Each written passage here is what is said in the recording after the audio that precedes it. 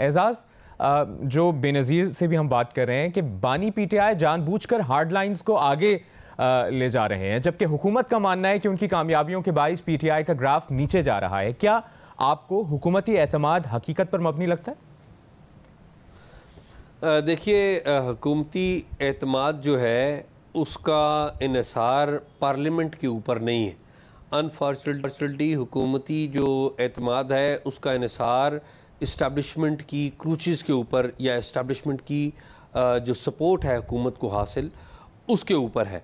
तो वो एतमाद इस ग्राउंड के ऊपर ज़्यादा ज़ाहिर कर रहे हैं। और आप देखिए कि सुबह से लेकर शाम तक हम हुकूमती वज़रा के बयानात देखते हैं, वो बयानात सिर्फ एक शख्स और एक जमात के ख़िलाफ़ हैं और वो पाकिस्तान तहरीक इंसाफ और इमरान खान के ख़िलाफ़ हैं। ऐसा भी नहीं कि इमरान खान और पाकिस्तान तहरीक इंसाफ को बड़ी मिसाली पॉलिटिक्स करते हैं, लेकिन ये हुकूमत की जो जिसे कहते हैं ना कि डीप इनसाइड देयर हार्ट, उनको पता है कि जो मामलात हैं या जो उनकी मौजूदा इस्तेहकाम है या उनका जो मौजूदा पावर है वो किसी न किसी तौर पे दुरुस्त नहीं है, उसके अखलाकी उसूल जो हैं वो मौजूद नहीं है, क्योंकि जो मौजूदा सिविलियन हुकूमत है वो अपनी पावर ड्रॉ करती है, अखलाकी पावर ड्रॉ करती है फरवरी 2024 के इलेक्शन के, जिसकी कोई अखलाकियात ही नहीं है।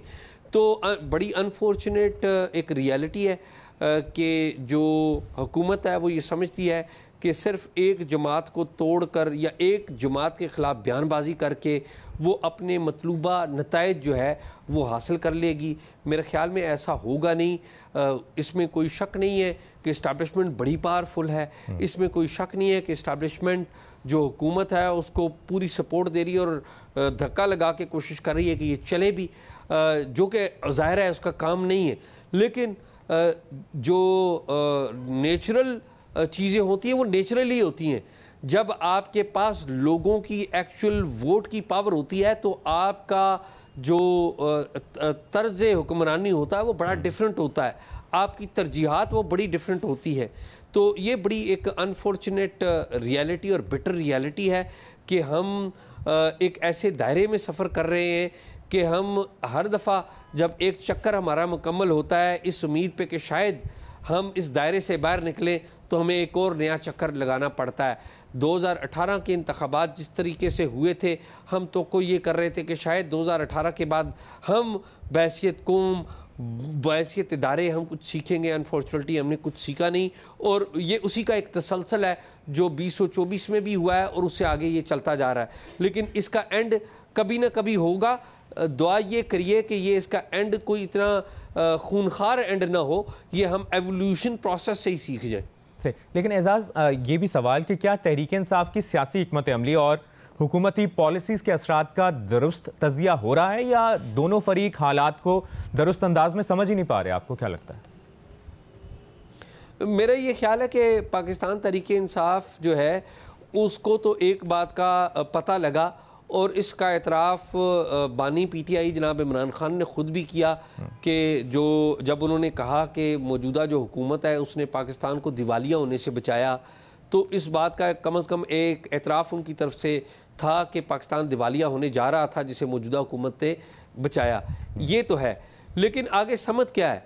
लड़ाई, क्या मुसलसल लड़ाई ही इस सारे मसाइल का हल है?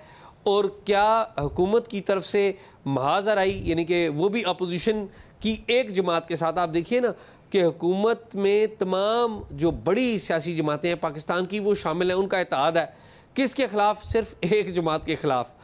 जो एक जमात है उसके साथ जो बाकी जमातें मिली हैं उनकी तो कोई इतनी हैसियत नहीं, एक दो जमातें हैं और उन्होंने भी भरपूर सपोर्ट का ऐलान नहीं किया हुआ पीटीआई का।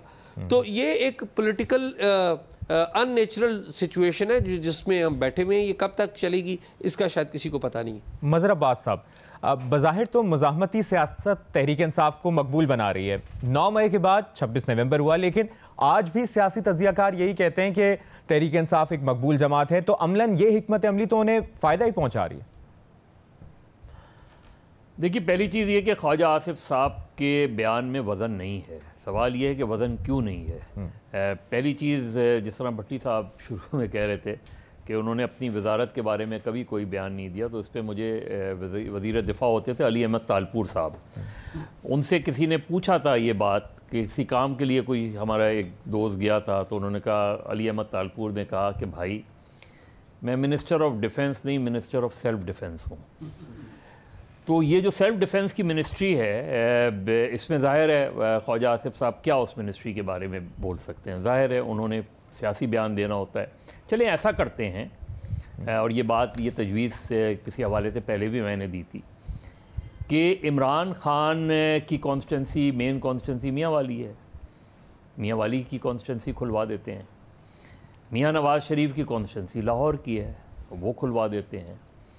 लाहौर और कराची और मियाँ, इन कॉन्स्टिट्यूंसीज़ को खोल लें, देख लें, पॉपुलैरिटी ग्राफ का पता चल जाएगा। चले उस वक्त छोड़ दें, आज कोई एक लाहौर या 2-4 कॉन्स्टिट्यूंसीज़ पे इलेक्शन करवा लें, दोबारा करवा लें। देखिए ये नवाज़ शरीफ साहब को सोचना चाहिए, और क्योंकि वो PMLN के सरबराह हैं, कि ये जो लीडरशिप होती है ना, ये जब अपने मुखालफीन का मुसलसल जिक्र करते हैं, तो मुझे तो ये लगता है कि इस वक्त इमरान खान की कैंपेन मरीम नवाज़ साहिबा चला रही हैं, मुझे ये लगता है कि इमरान खान की कैंपेन राना सनाउल्लाह चला रहे हैं, मुझे ये लगता है कि इमरान खान की कैंपेन जो है वो ख्वाजा आसिफ चला रहे हैं, क्योंकि इनके बयानात में, इनके प्रेस कॉन्फ्रेंस में सिवाय इमरान खान और PTI के कुछ नहीं होता।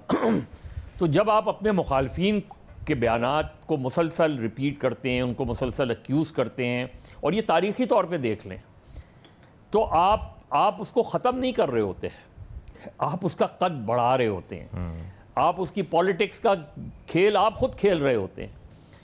उसको आपकी गवर्नमेंट का काम तो परफॉर्मेंस है ना, लेट द पीपल डिसाइड। चलिए आप कर दें, मैं पहले भी कहूँ कि लोकल बॉडीज इलेक्शन ओवरड्यू हो गए हैं, अक्टूबर में होने थे, अब हम पहुँच गए हैं फरवरी में, अगले 2-3 महीने में ईद के बाद या जून तक में करवा दें लोकल बॉडीज इलेक्शन, तो अंदाज़ा हो जाएगा अगर आपकी पॉपुलैरिटी और इमरान खान की सियासत कितनी ख़त्म हुई है उसका भी पता चल जाएगा, आपकी सियासत कितनी ऊपर आई है इसका भी पता चल जाएगा। यही एक डेमोक्रेटिक प्रोसेस में यही टेस्ट होता है। लेकिन सिवाय बयानात के, सिवाय उस चीज़ को रिपीट करने के, तो आप कभी भी, और ये एक ज़माने में बेनज़ीर भुट्टो साहिबा से भी कहा जाता था, आप मुसलसल नवाज़ शरीफ और नवाज़ शरीफ साहब मुसलसल बेनज़ीर, तो बेनज़ीर तो ऊपर के लेवल की थी, नवाज़ शरीफ साहब को उन्होंने अपने बराबर का लीडर बना दिया। यही हमारियाँ प्रॉब्लम रही है। तो मेरा ख्याल है ख्वाजा आसिफ साहब को या ये दीगर हमारे जो मौजूद सियासी रहनुमा हैं, इन्हें ख़ुद ये जायज़ा लेना चाहिए कि क्या मुसलसल PTI को और इस PTI के फोबिये से, इमरान खान फोबिये से बाहर निकलें, अपनी परफॉर्मेंस बताएं कि हमने इतनी अच्छी परफॉर्मेंस दी है, पार्टी बताए कि पार्टी ने ये परफॉर्मेंस दिया। लेट द पीपल डिसाइड कि वो आपकी परफॉर्मेंस, आपकी बात मानते हैं या अपोजिशन की बात मानते हैं। अपोजिशन तो हर वो चीज़ करती है क्योंकि अपोजिशन गवर्नमेंट रिसीविंग एंड पे होती है। अपोजिशन तो एग्रेसिव होती है, अपोजिशन होती ही एग्रेसिव है, लेकिन PTI से बेशुमार गलतियां हुई और सबसे मेजर गलती उनकी सोलो फ्लाइट थी। तो ख्वाजा आसिफ साहब वो रोल प्ले ना करें, और इसी तरह के उनके PMLN के कुछ दीगर लीडर, जो उस्मान बुज़दार साहब जो है वो इमरान खान के लिए प्ले करते थे, क्योंकि उस्मान बुज़दार की परफॉर्मेंस से जो है PMLN ऊपर आ रही थी। तो अब आप ये मुसलसल ये चीज़ें करेंगे तो इमरान खान की सियासत को क्या नुकसान हो सकता है?